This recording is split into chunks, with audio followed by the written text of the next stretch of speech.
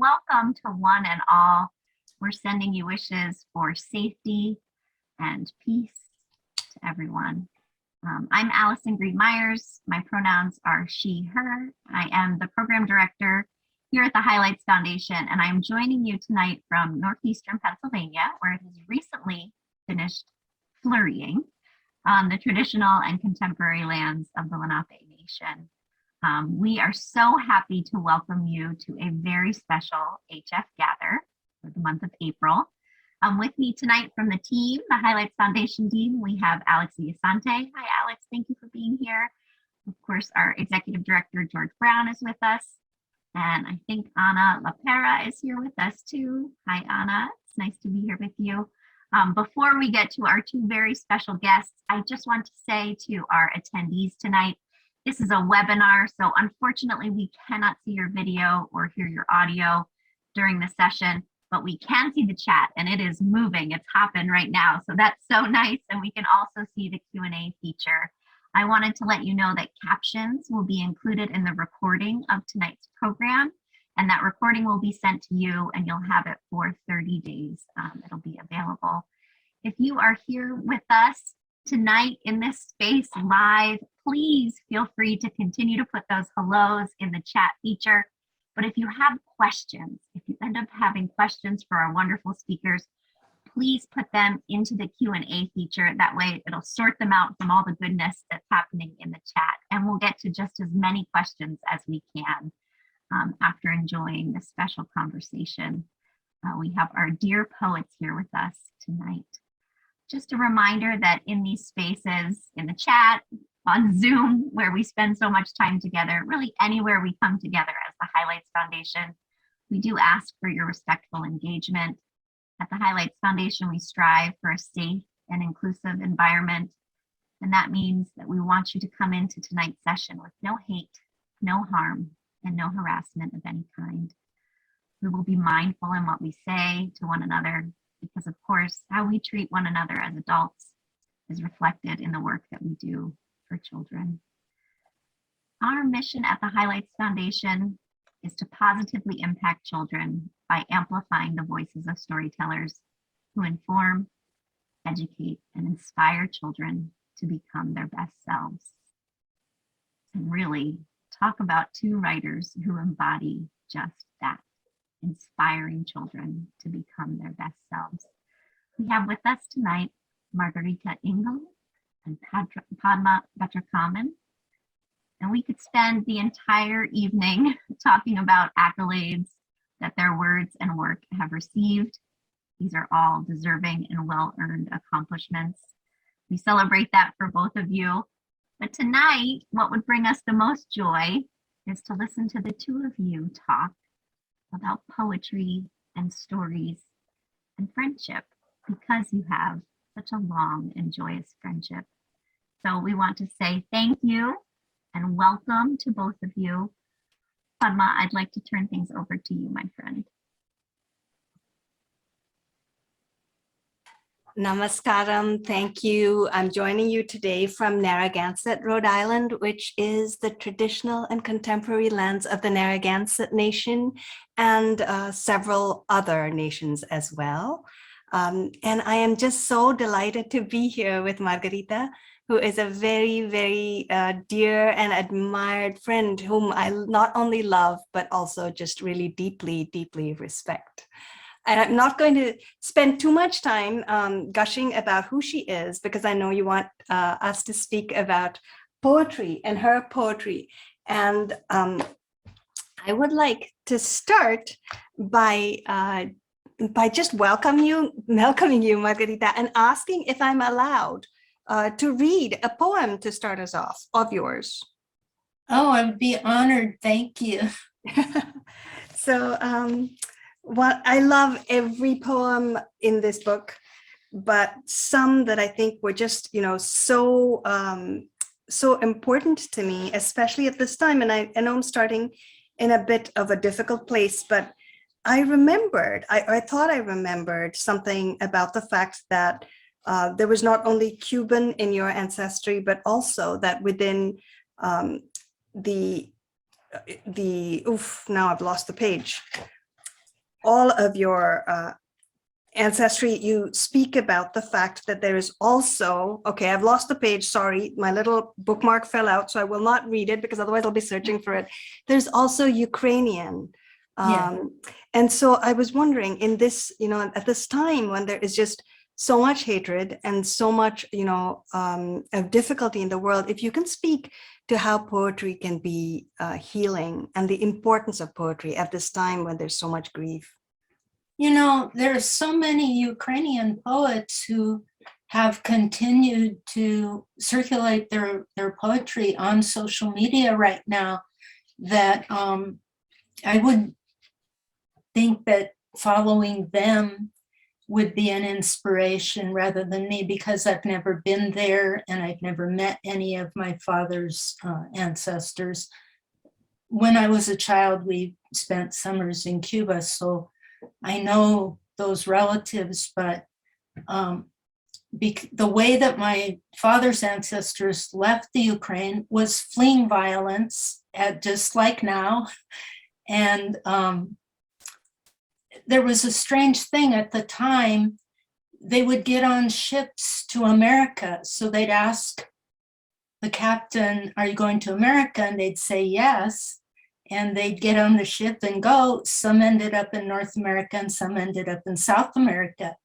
And so my father's relatives are also Argentinian and Chilenos, and I've never met any of them either. So these times when suddenly they're saying there might be 8 million refugees now, I mean, when people have to move that suddenly, often they don't know who survived of the people left behind, and it often completely separates families.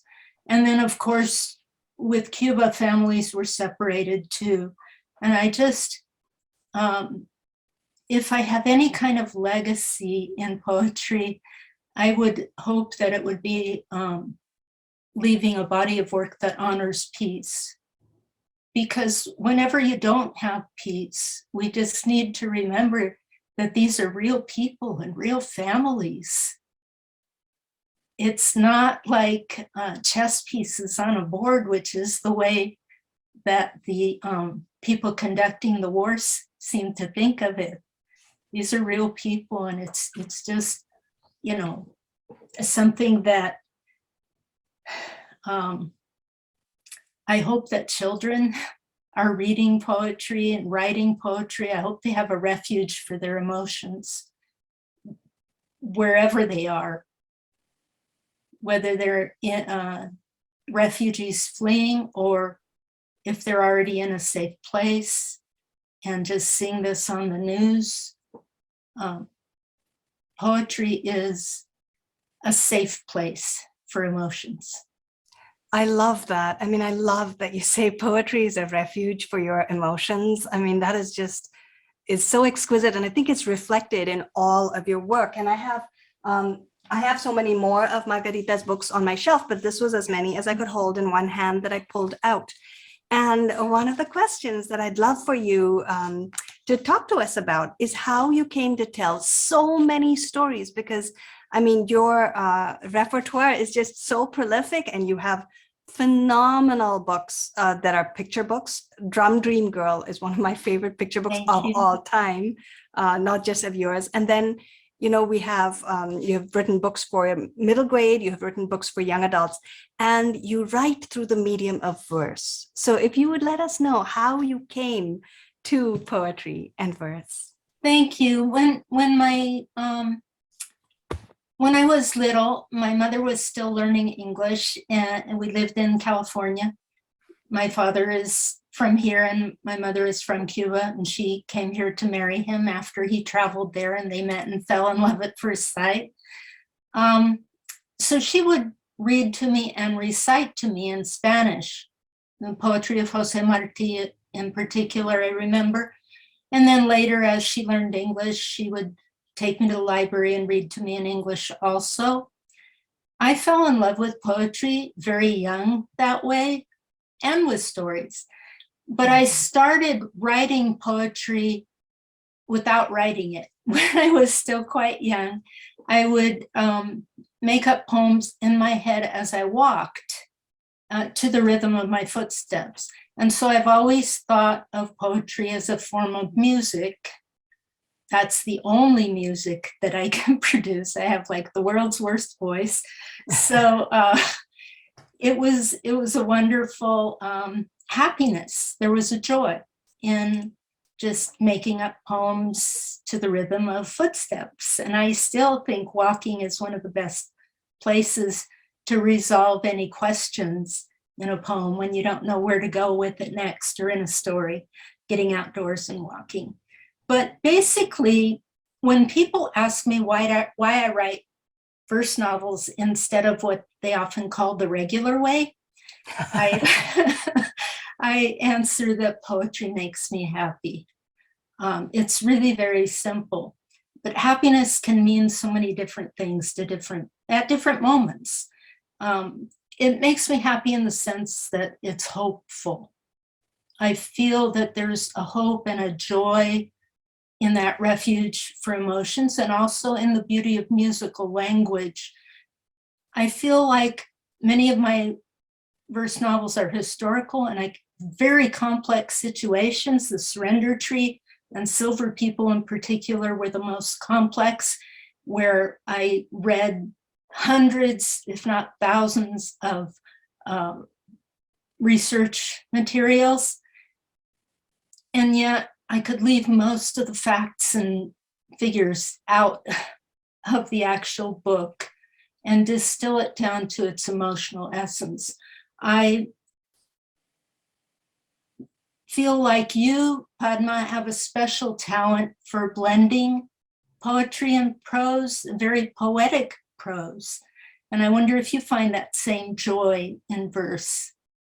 I do. And, I think like you, I came to it, I don't know if I ever told you, but I came to it also very, very young. My mother says that I would be singing in the garden songs that I made up on my own, and then I would come in. And apparently when I was a child, I was very clear about where my line breaks should be. And I would dictate to her, and I would tell her I got a poem in my head, and that's the first line, stop there. And now, of course, we think so much about line breaks, and we think about where the pauses should be. And that takes me to another question that I have for you, because you spoke about rhythm. And, and I'm thinking about the line breaks that were so evident to me as a child that I certainly are not that easy for me to just, put them in now. Is how do you, a lot of your, not all, but a lot of what you write is free verse. And we know that free or blank verse, or whatever it's called, actually blank verse is a little different. Okay, free verse is something that is not, that doesn't take away from rhythm. How do you bring out rhythm in free verse? How do you think about, line breaks and those sorts of more technical issues in your verse? I kind of listen, and again, it's inside my mind. I'm not usually reciting it out loud as I write, but there is still a rhythm even when there isn't the rhyme in free verse. And I also do use a lot of internal rhyme, and yes. I use especially vowel rhymes. Yeah. Those are musical elements that I love in free verse. Very particular about line breaks too, like you said, and yet they often change. Yeah. When you get to the copy editing stage, they might say, you can't have a widow or an orphan on the next page, a line all by itself. Can we move these lines? But that means making this other one shorter or longer, or can you add a few words here? So, it's very intuitive while you're doing it. It just feels right. Yeah. But at the same time, it becomes teamwork in the editing stage. You speak about vowels and internal rhyme, and I wonder also about how your sense of rhythm and your sense of musicality and language is maybe informed by the fact that you have the gift of not just one language, but more than that. Well, I hope that there is something of that. Spanish is very different in terms of rhyme, but not so much free verse. When Mhm. I've written a rhymed poem, if I write for a traditional Cuban decima, for instance, or with a star in my hand, the biography of, Yeah. of a poet who wrote often in rhyme, then those, when they're translated, essentially become a new poem. Yeah. There's no way to keep the translation very literal, very exact. So free verse also gives me the assurance that my wonderful translator, Alexis Romay, a Cuban poet, will be able to retain the essence of what I wrote, even though what he writes is new in a way. The translation is always an original work of art in itself. At the same time, the original essence is preserved much better in free verse than in rhyme. Yeah. There's a tendency to many of the older translations of rhymed poetry are just like completely unrelated to the original. They used to make such an effort to get things to rhyme that they'd lose the meaning. But I love Spanglish. Yeah. I like to switch back and forth. And now that the tradition has changed from using italics to not using italics in publishing, it flows rather naturally. And I hope that no children are lost along the way by inserting a few Spanish words where it's comfortable. I think that the translations are so important. Spanish editions are much more common now than bilingual editions, but they mean that immigrant children aren't left out, and they mean that families, the older members of families who only read Spanish, aren't left out, that they can read the same book as the children and talk about it. So for family literacy, it's extremely important.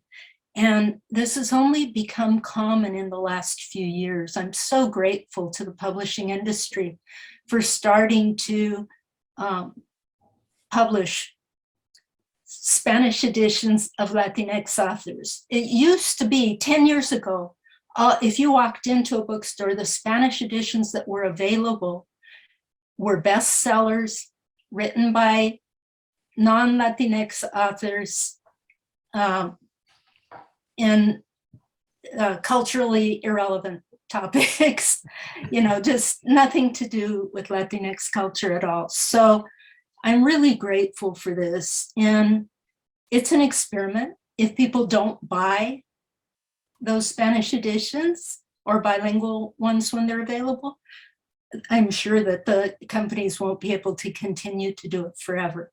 So people who say they want these editions, they need to also actually buy them. Not just get them out of the library, they need to actually buy them, because the bilingual experiment of the 90s kind of faded, and now there's a new experiment, and in order to make it succeed, we need to support it. Thank you. I mean, that's just a very practical reminder, and I'm glad you said that. And I'm also just so grateful to you for everything, because I've spoken to you about this for a long time, and I think you, and also of course Meg Medina and so many others speaking for and pushing for Spanish translations has really helped. So thank you for broadening our universe. I think a lot of what we did was just kind of wish out loud. Yeah. I remember at NCTE a few years ago getting together with Meg Medina and some other authors, and we're just all going, why can't we get translations? And I don't know, maybe some big shot must have overheard us and said, oh, okay. Yeah. Actually, now that we're talking about translation, why is it that you don't translate your own work? because you've spoken about having this wonderful translator and the importance. I did one of my own books, and Yeah. it was so painful, and the results were so inferior to a professional translator. It's a different skill. Yeah. That I would never do it again. Alexis Romay is a poet. He's Cuban. I think that poetry needs to be translated by a poet. It's a Yes. specialized skill. Bad translation is probably worse than none, and mine was a bad translation. It's not a skill that I've perfected, so I'm grateful. And I think that the name of the translator should be on the cover of the book. His always is on the covers of my books. Yeah. In Latin America, a translator becomes as famous as the author, if not more. Yeah. You're right. As well known, their name recognized. Yeah, I mean, I understand that, and I really think that that is so important. I remember my, I think one of the French translation of The Bridge Home was shortlisted for, I think, Canada's like French-speaking Newbery or something. And there, one person had like said his book. And, you know, someone said, "Are you irritated?" I said, "No, I'm not. I actually think of it as it is as much, you know, a translator's book as it is mine, because, you know, he must have done something phenomenal for the book to rise." Well, I'm going to humble myself and say that more than one reader has told me that they prefer the Spanish edition. So they're telling me that they prefer Alexis Romay's, and that's fine. I'm delighted that he improved it. I don't think anyone could improve you, but I am thrilled that you found such a wonderful translator. I have a question for you about, you know, you speak about getting feedback from readers.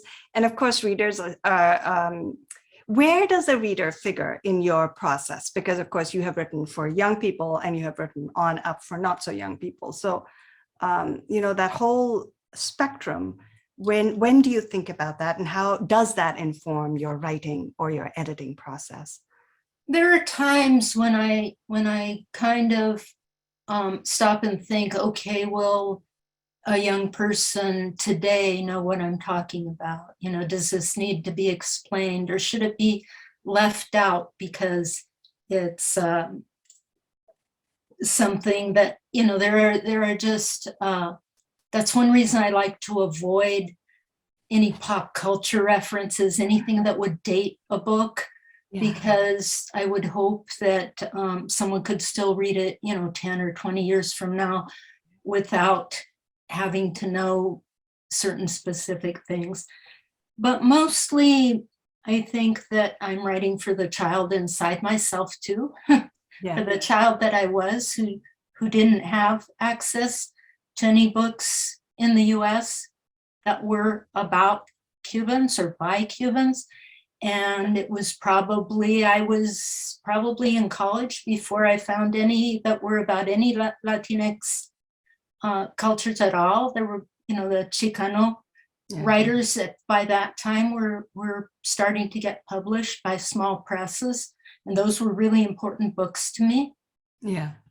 But for the child that I was growing up, I just switched to adult books because I couldn't find anything. There was no diverse literature for children. So I would sneak into the adult section of the library and get chased out. They shouldn't have chased you out. But they had a rule back then, no children in the adult section. You know, they probably still have that rule. I can't imagine they've done away with it. They've reversed it. No adults in the children's section. Yeah, oh yeah, there's a sign. I love that. I love that. You know, even with social media, I sometimes think that we always seem to, I'm very bad at social media, so it's not necessarily me, but I think authors tend to like say, okay, then, you know, the publishers also send us off to a new medium where there's maybe more readers, and then I think the readers get chased out and then they run away to somewhere else. But you were speaking about the importance of our cultures, and one of the things that I loved about what you said was how Latinx culture is not a monolith. And sometimes people refer to like South Asian culture or Indian culture as a monolith, and it isn't, right? So when you think of India, for instance, there's such a large country, and it's almost like Europe, all of Europe being, called one country. Yes. And I think people don't understand the differences within a culture like that. One of the things also that you have done, I think, for Latinx children in general, is to write books of nonfiction and bring biographies alive, bring alive the maybe histories of people that we just weren't looking at. And thank you for that. But also when you have to take something that is factual and write a poem about it, is that process different from writing fiction? It's still telling a story. Yeah. It's still telling a story, and I love doing it. But when I write a biographical picture book, I tend to write in third person and past tense, because I think that will be easier for the child, the younger child, to understand that this person lived a long time ago and that it's not me. Yeah. When I write a verse novel for older kids, I like to write in first person and present tense, because I'm hoping to offer a time travel experience where the reader will feel like they were there. And so even the memoir that you picked up, Enchanted Air, even though it's about my childhood, which is a long time ago, ancient history to a child reading it now, I still wrote it in first person and present tense, because I would hope that the reader would feel like they're there in that moment, that they wouldn't know what it felt like to live in a certain time and place. The biographical picture books are tricky because there was a very strong feeling in the publishing industry, say, when I was starting to do these, 10 or 12 years ago, that you couldn't sell, the marketing wouldn't know how to sell a book about somebody who's not already famous. There are two problems here. One is they're not famous because they were left out of history. Yes. They may have been very famous in their own time and place, but they've been forgotten because they were left out of the history books. And they can't be famous again unless we bring them back and tell their stories. So my first biographical picture book was Summer Birds, about Maria Sibylla Merian, the earliest woman scientist who was studying butterfly life cycles at a time when women weren't expected to be scientists.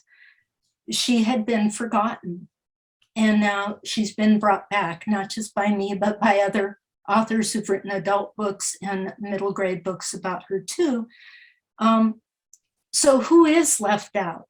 Women are left out, and then people from various cultures. That there was a time when you might have said minorities, but in the case of California and where I live, I would say it's the majority. Latinx people are the majority in many of these communities.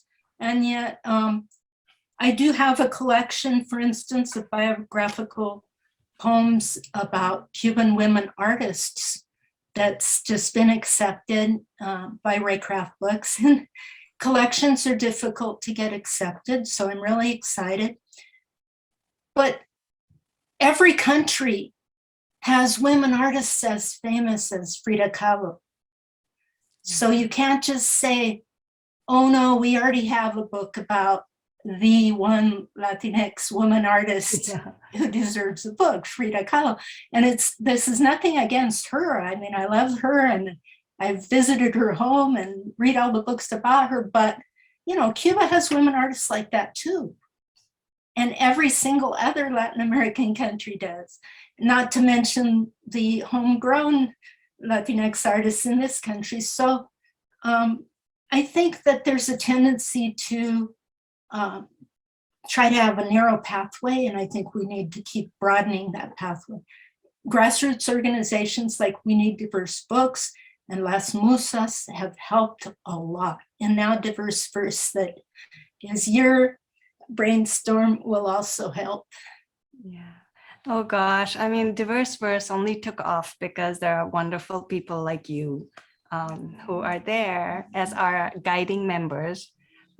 Yeah, and so I mean, this is a good time to talk about Diverse Verse. If you don't know what it is, it's a newish. We celebrated our 1-year anniversary this April, and it is an organization that I began because I started to see that when I went to schools, teachers would, if you often speak about poems and they would love poems, but they didn't know a whole lot of poets who were BIPOC.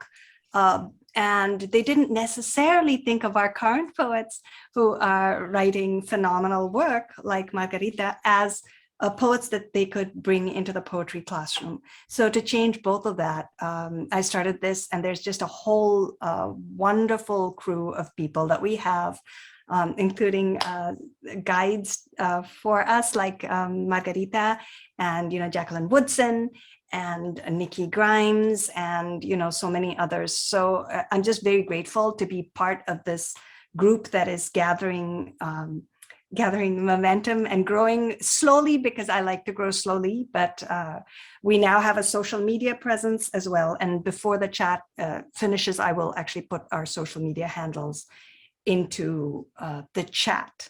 But I was wondering, Margarita, one of the things that I loved that you said in the poetry edition of Poetry Magazine, you spoke about, teaching poetry and teaching verse. And as young people's poet emeritus, you've done so much using that platform to broaden, ways that we think about poetry. So I was wondering if we've gone on for about a half hour, a little bit more than that. So maybe I would end there with some of your thoughts on, bringing poetry in the classroom and how we can do that. Well, the first thing I'd say about bringing poetry into the classroom is there is a fear of poetry that has circulated in adults for a long time. They picked it up in college, they got it from their professors, and it is contagious. They can give it to their students if they're not careful. So I would just hope that in the classroom, no adult ever says poetry is hard to understand, because the children internalize that. Even the teenagers will then be afraid of poetry. If you don't say that poetry is hard to understand, if you just look at the books, look at your books, look at my books, you'll see that it's not hard to understand, accept it for what it's become in the 21st century rather than what it was when it was written in the 19th century and studied in the 20th century. So the way to do that is to ask the students, how did the poem make you feel? Instead of asking, what does the poem mean? Yeah. Every poem means different things to different people on different days, depending on their mood, their experience. And that's even true of the poet who wrote it.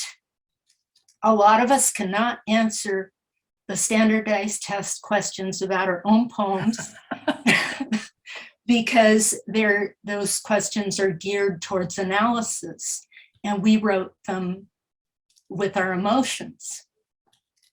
Yeah. So I would just really encourage teachers to say, how did the poem make you feel? And that will frees them up from having to be certain that they can interpret something in some rigid, like there's only one right way to do it. That's just not how it is.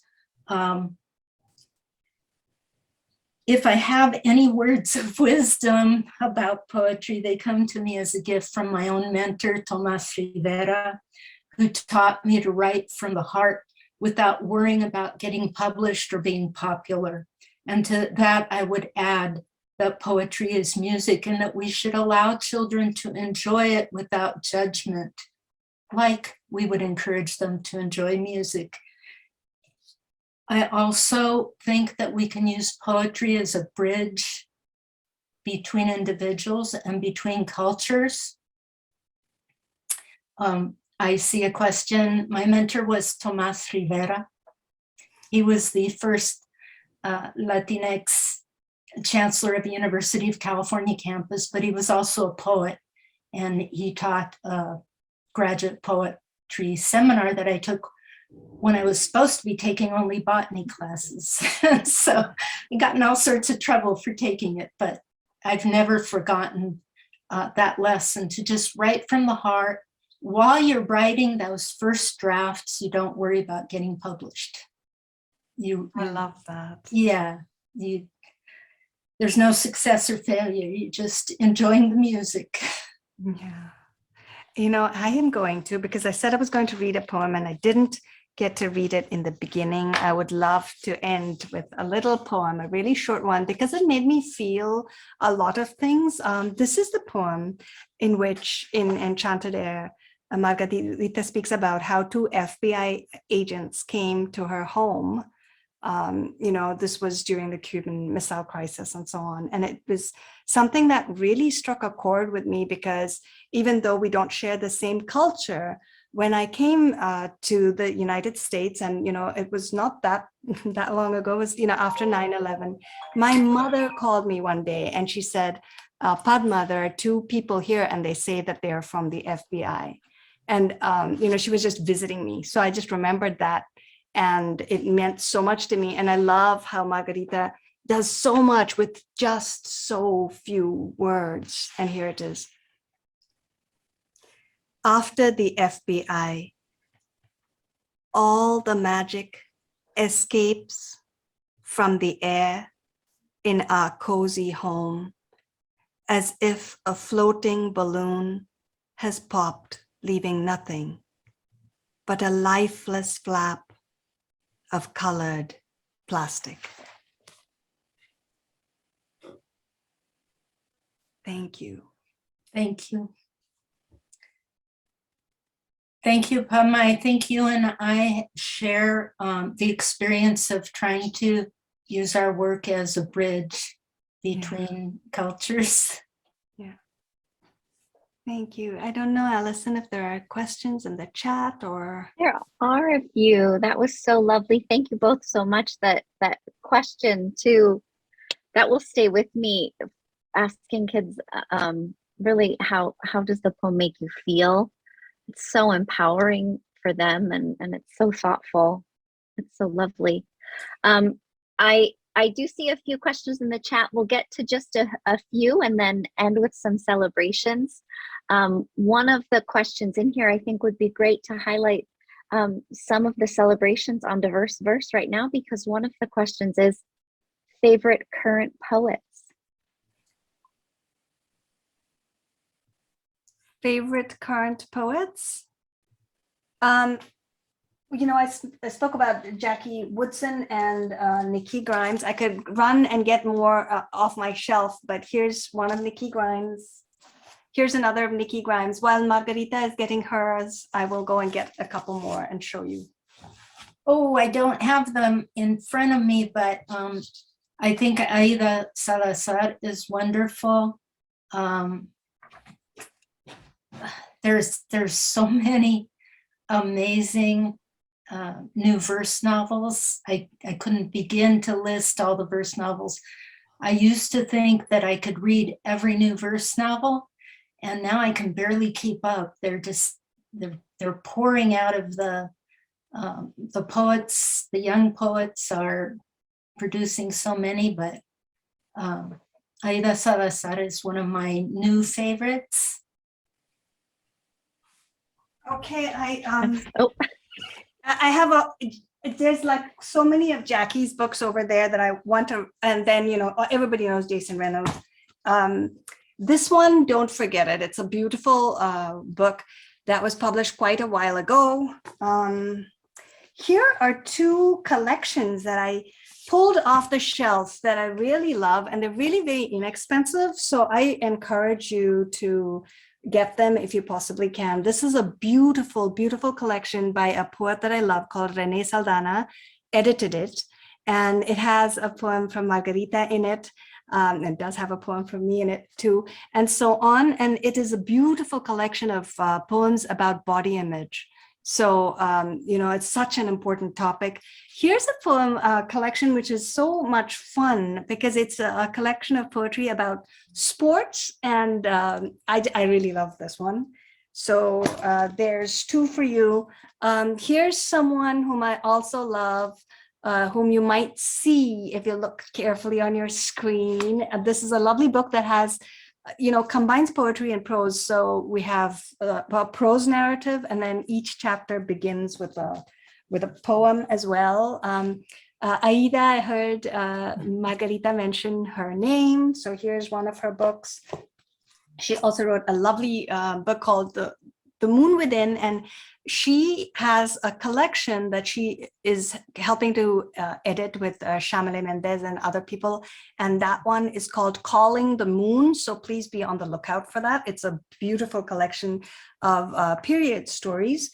Here is Janet Wong.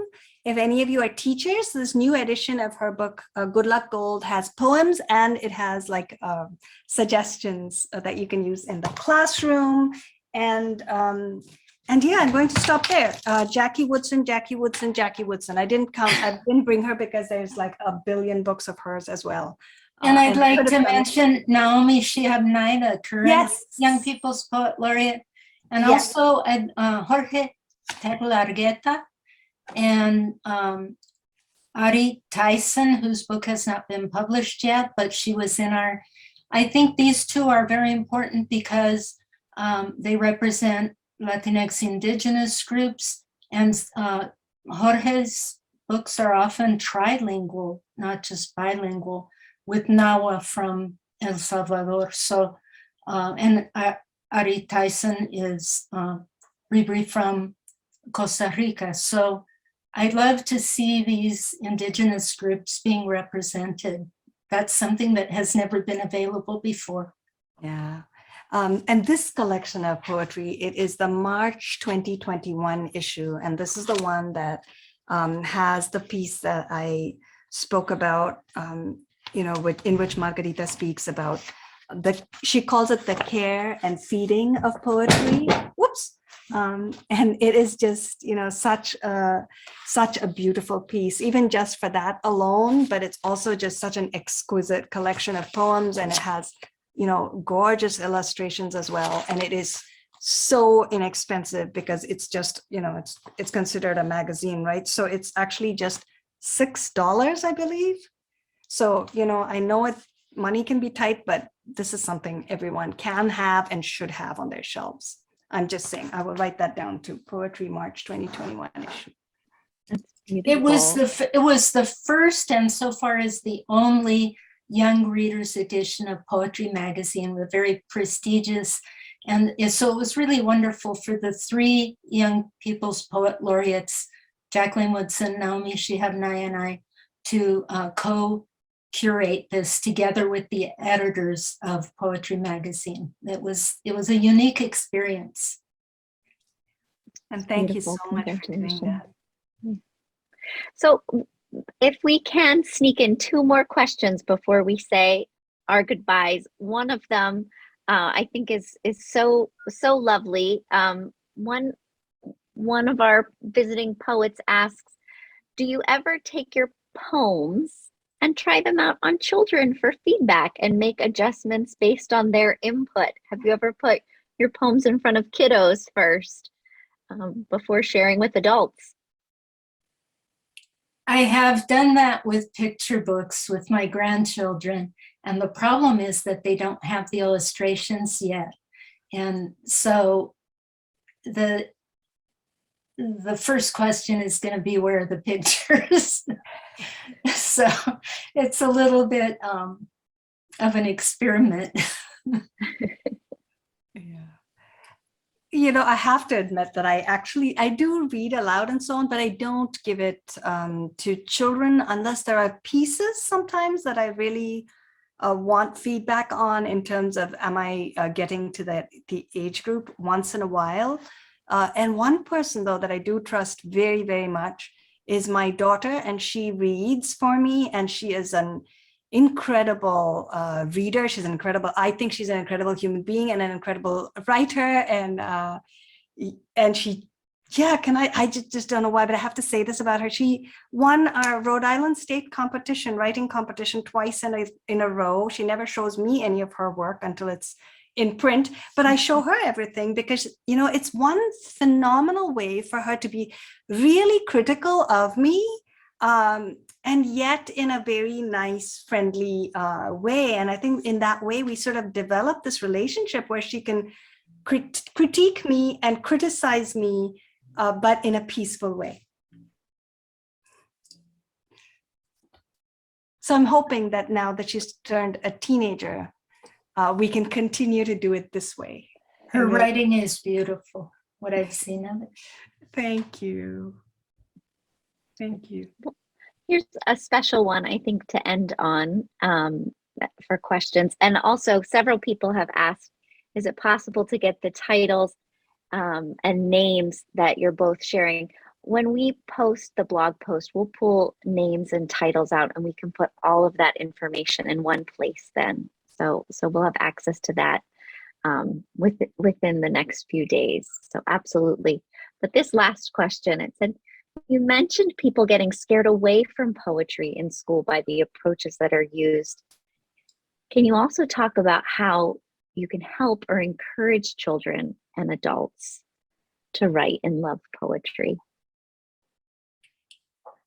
I think that certain people really have the talent for getting kids excited. I think what Janet Wong and Sylvia Vardell do in their teaching methods for poetry is what's needed.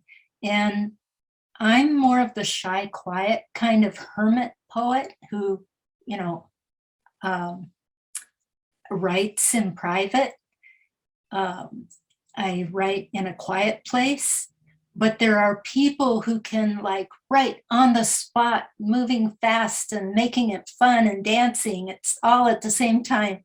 And so I would just recommend any of the anthologies that Janet Wong and Sylvia Vardell have put together for teaching poetry. Yeah, I mean, Especially absolutely. for younger children. I think anyone, you know, who loves poetry, if you can bring them into your classroom. I know Kwame Alexander and Charles Waters are very, you know, animated when they are, you know, speaking about poetry and reading poetry. And I think you can probably find them on the web, you know, video clips and so on of them. And I think if you love it and also play with it, because sometimes what we tend to think of poetry as something that is serious, which it often is. It is serious. It is important to recognize that it can be a way to, you know, speak up about injustice, about a way to change. You know, unfortunately, poets are usually the first to be killed by any revolution for a reason, because I think we raise our voices in a very, very passionate way. But it can also be fun. And so just to not lose that that sense of poetry being fun, of being something you can experiment with, and not everything you write has to be, you know, some sort of phenomenal work. It can just sometimes be a fun exercise. That's lovely. Thank you both so very much. I would love to end with just a few more celebrations since we're celebrating poetry tonight. I want to go back to, you had mentioned the Diverse Verse organization, and I want to say while we're celebrating that organization, you are also celebrating National Poetry Month, and you are celebrating beautiful poets each day. And so I noticed, Padma, you had already placed the social followings, and I think Anna put the link to Diverse Verse in the chat. It's such a wonderful resource, and you know, I think celebrating right along with you and celebrating National Poetry Month is such a lovely thing to do. Another celebration just from us, we're so excited. We have Padma returning twice in the next few weeks with us. She'll be coming back to teach online, a poetry idea generator. And we're very excited about that, and also coming to an in-person workshop, which is, I can't believe how lucky that feels to have you come and join us at the Retreat Center for a workshop on movement of self and movement of story. And we're really looking forward to that as well.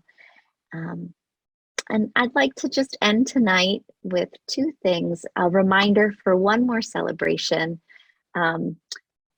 We have a special event happening all across the Kidlit world next week, celebrating the life and legacy of Floyd Cooper during Children's Book Week. It is the inaugural Floyd Cooper Day on May 6th. There are readings that are hosted throughout the day on social media platforms.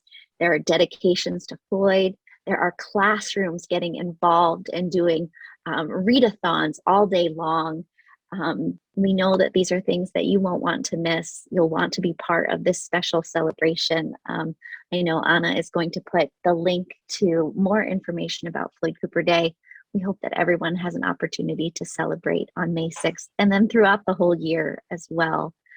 And really tonight, we'll end with some gratitude. A special thanks to our Highlights Foundation team who helped make events like this possible for our community. A special thanks to Padma and Margarita for being here tonight, for a quote like, poetry is a refuge for our emotions. Margarita, that will stay with me forever and ever. Thank you.